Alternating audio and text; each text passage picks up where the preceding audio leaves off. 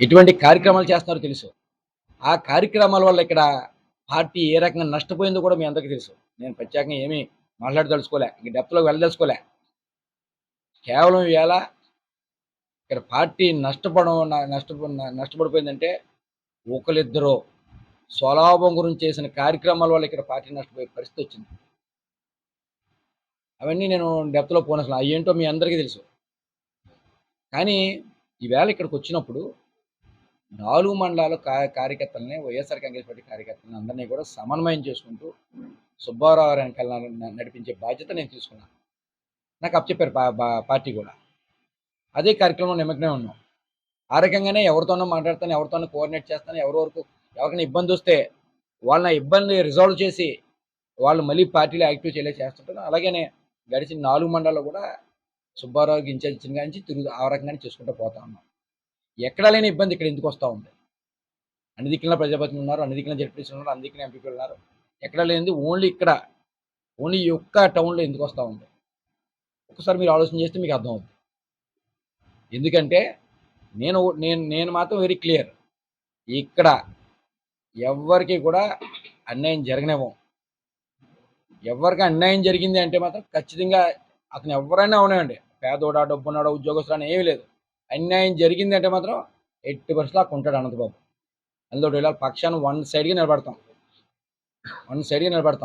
అందులో డౌటే లేదు. ఆ అన్యాయాన్ని మేము ఏదైతే జరుగుతుందో కొన్ని మాకు తప్పు అనిపించిందో దాన్ని రిజాల్వ్ చేయడం ప్రయత్నం చేస్తూ ఉన్నాం. దాన్ని ప్యాచప్ చేయడం ప్రయత్నం చేస్తున్నాం. కానీ ఎవరిని అవమానపరదలుచుకోలే, ఎవరిని వాళ్ళని డిగ్రేడ్ చేయలే.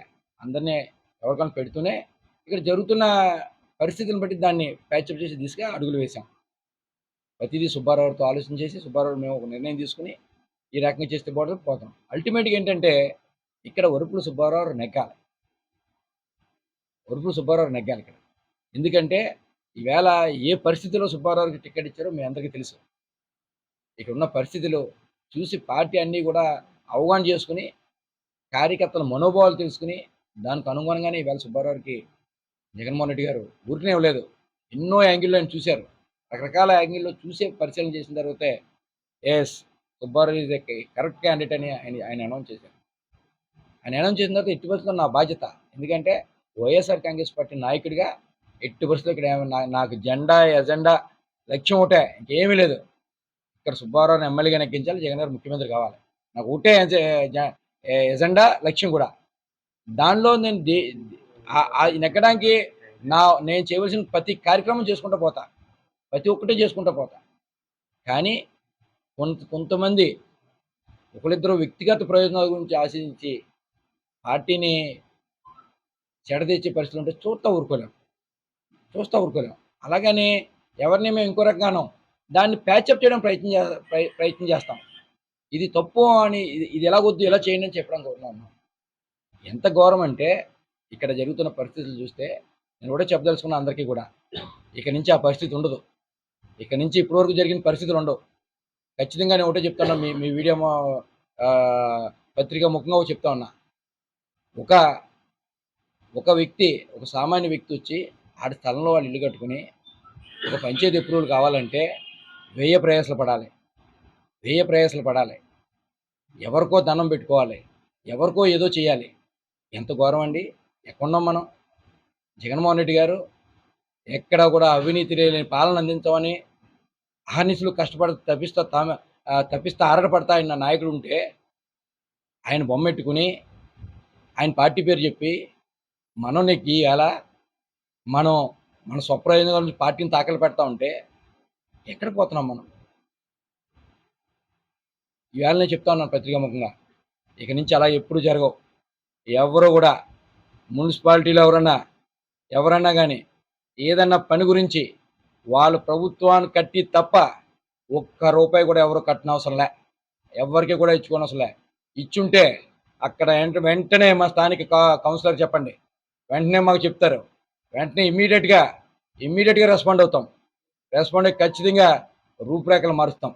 అందులో డౌట్ ఏం లేదు.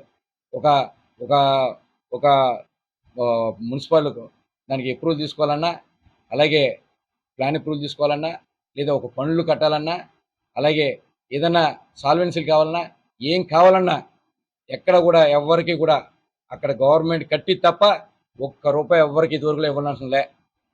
ఏదైనా అలాగే ఎవరన్నా అడిగి ఉంటుంటే వెంటనే సంబంధిత కౌన్సిలర్ చెప్పండి మా కౌన్సిలర్కి, మా కౌన్సిలర్ వెంటనే వాళ్ళ పరిశుద్ధి చేస్తారు, లేదంటే వెంటనే మా దృష్టి తీసుకొస్తారు, వెంటనే దాన్ని రిజాల్వ్ చేస్తాం, వాళ్ళకి న్యాయం చేస్తాం. అల్టిమేట్గా ఏంటంటే ఇక్కడ ఎవరు కూడా ఇబ్బంది పడకూడదు. ఈ party YSR Congress party municipal chairman ఎక్కించారు, వ్యక్తులను ఎక్కించలేదు. ఇక్కడ ఈ టౌన్లో వ్యక్తులను చూసి ఓటేలే, పార్టీని చూసి జగన్మోహన్ రెడ్డి గారిని ఓట్లు వేశారు. జగన్మోహన్ రెడ్డి గారిని చూసి పార్టీని చూసే పదవులు వచ్చినాయి. ఈవేళ ఆ వ్యక్తుల ప్రభావం లేదు ఇక్కడ.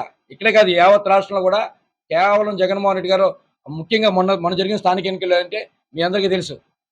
స్థానిక ఎన్నికల్లో కేవలం పార్టీ జగన్మోహన్ రెడ్డి గారు సింబలు.